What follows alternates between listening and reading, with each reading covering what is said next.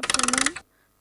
At the outset, I want to thanks to AIOS for giving me the opportunity to speak in this podium. I'm going to talk on eating the flesh, the clinical vignette of periocular necrotizing fasciitis, no conflict of interest. I'll quickly go through a case scenario and then discussion part. A 50 years female came with pain, swelling, past discharge from the periorbital area 1 week. There was history of trauma with a tubal handle 1 week back, treated outside the oral and topical antibiotics, oral anti-inflammatory drugs, but then there was not much improvement. On examination, this was the picture. There was erythema in the periorbital area. Along with that, some pus, discharging pus, anterior posterior segment was within normal limit. The necrotic texture you can see, anterior segment was within normal limit. This was the axial CT scan showing the hyperdense area lesion in the lead area. That is the necrotic area. This was the blood investigations picture. The patient, though the patient had no history of diabetes, but the patient blood picture was, sugar was very high, WBC count was also high, ESR high, and CRP was very high. So what we did is that on the very first day, we did the surgical debridement of the area and gelonate dressing. And this was continued for the next 1 week. Every day we used to do this, the cleaning and the until there was appearance of the healthy granulation tissue, as seen in this picture. The healthy granulation tissue will appear. Then we stopped the dressing. And after the granulation tissue came, then we asked the patient for that we need a grafting, but unfortunately the patient refuses any further surgery. After 1 month, the patient came back, and this was the picture at 1 month. Somehow the patient, there's not much deformity except slight lower lid ectropion in the left eye. The patient refuses any grafting. Another case scenario, 4-year female child, swelling, pain the left eye, fever, 1 week, pain, no history of trauma apparently. Child was very irritable and there was fever. So we started the patient on ceftriaxone initially, but it was not much responding, very minimum response. So we quickly the patient turned to this picture. After 1 week, this was the picture. This was the CT picture. As you see, the periorbital area, there is an swollen tissue with emphysema. The blood picture is similar like the last patient, high WBC count. In this case, when the patient was not responding with the ceftriaxone, then we started on injection piperacillin and tazobactam. This was given 750 mg for 10 days. Debridement of the necrosed tissue every day. And finally, this was the picture which came. And then when we went for the grafting from the retroauricular area. We took the graft and put it. This was the before and after treatment of the patient. Necrotizing fasciitis is a severe infection. Periorbital necrotizing fasciitis is actually very rarely seen. It involves the superficial and the deep fascia along with the overlying skin. The periorbital NF is uncommon because of the excellent blood supply of the periocular area. Predisposing factors, you must be knowing that these are basically penetrating trauma, pre-existing abrasion, lesion, surgical site, blunt trauma.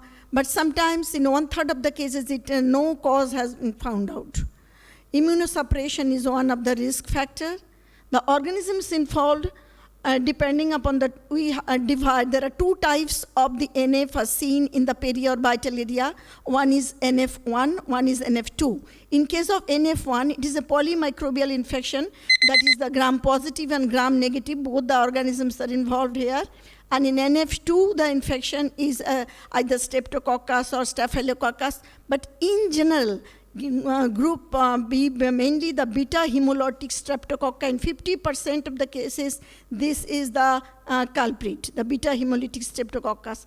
Others are rare organisms are Pseudomonas, Propionibacterium, Acne, Serratia, Citrobacter fungus.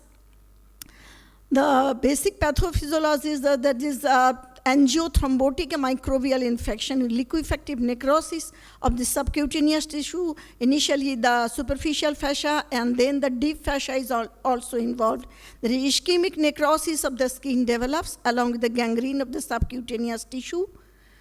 The clinical features of NF one should know, because the clinical feature is the main diagnostic factor, that there is erythema. And once the necrosis develops, then it becomes easier to diagnose the thing. Sometimes in the initial phase, you can get blisters over the erythematous area. There is pale, and the pain is actually more than the signs. The pain is exorbitant pain. So diagnosis of NF depends, as I told, on the clinical features, the imaging, the periorbital soft tissue edema, and sometimes the emphysema, and the lab investigation. Lab investigations actually, there is the LARNF, laboratory risk indicator, so which includes the 6 factors like leukocytosis, then C-reactive protein, creatinine, hemoglobin level, and the blood sugar level. All these 6 factors, so when this total scoring goes beyond the 6 or more, then you can say that this is going to be in case of necrotizing fasciitis. This is 12 cases I have seen, we have treated so far. Among these, 7 were female and 5 male. 50% of the cases are from diabetes and alcoholic history. Differential diagnosis is also important, orbital cellulitis and all. Management, as I told, the early recognition is very important to decrease the mortality and morbidity. Combination of beta-lactam antibiotics such as penicillin, cephalosporin, clindamycin. Clindamycin it has a synergistic effect. It deters the production of the streptococcal toxins and enzymes. In polymicrobial type, periorbital necrotizing fasciitis may require the addition of aminoglycoside and metronidazole. In most of our cases, we included this metronidazole also. Intravenous gamma globulin, some role. Prognosis is mortality is less than the NF in other areas like in the limbs and in the perineum. Periorbital mortality is NF is less mortality, but morbidity is there, like optic neuropathy, retinal vein occlusion, exposure keratopathy, cavernous sinus thrombosis. Cosmetic disfigurement one has to manage, may requires surgery later.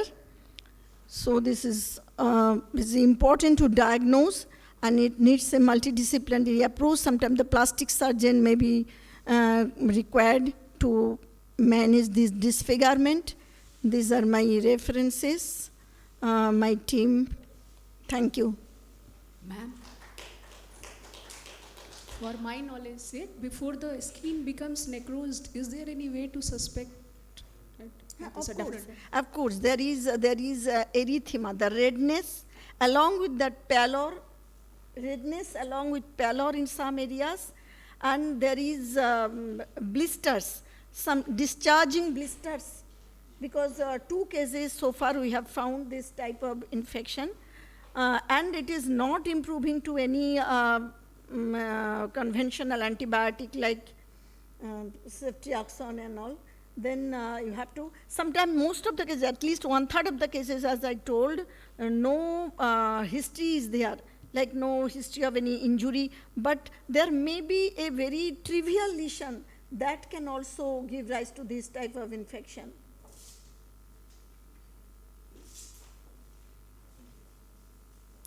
Thank you.